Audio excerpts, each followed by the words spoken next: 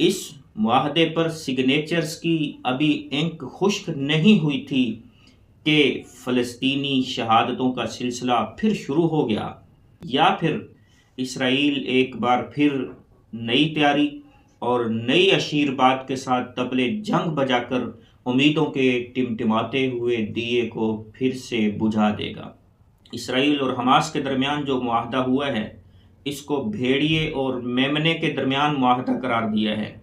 ان کے بقول اس معاہدے میں اسرائیل بھیڑیا اور فلسطینی میمنہ ہیں، اور ان کے درمیان جس نے صلح کروائی ہے وہ شیر کا کردار ادا کرنے والا امریکہ ہے۔ یہ معاہدہ ان کے بقول کچے دھاگے سے بھی کمزور ہے، اور سچ تو یہ ہے کہ اس کیس میں جو شیر کا کردار ادا کر رہا ہے اور جو بھیڑیا ہے، یہ اندر سے پھر دونوں ملے بھی ہوئے ہیں۔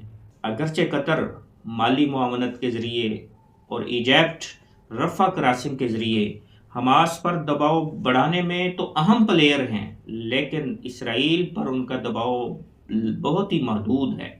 تو اس کیس میں جو آخر میں ایک پلیئر بچتا ہے جس کا سیاسی اور سفارتی دباؤ اسرائیل کو اس معاہدے کا پابند بنا سکتا ہے، وہ خود امریکہ ہے۔